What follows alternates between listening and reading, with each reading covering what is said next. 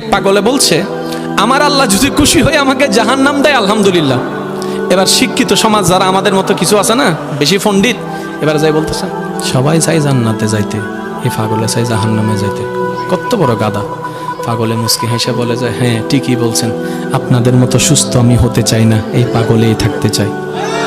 এবার তাদের একটু টনক লটলো, কই কেন? সবাই চাই জান্নাত, তুমি চাচ্ছ জাহান্নাম। বলে যে ভাইয়ারা, আপনারা মনে হয় আমার কথাটা খেয়াল করেন নাই। আমি বলেছি আমার রব যদি খুশি হয়ে, আমার রব যদি খুশি হয়ে আমাকে জাহান্নাম দেয়, আমি সেটাও নিতে রাজি।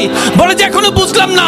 পাগল বলে জ্ঞান দিয়ে রবের বিষয় বোঝা যায় না, দিল দিয়ে বুঝতে হয়। আরে শুনো, রব যখন খুশি হয়ে যাবে জাহান্নামটা জান্নাত হয়ে যাবে, রব যখন নারাজ হয়ে যাবে জান্নাতটা জাহান্নাম হয়ে যাবে।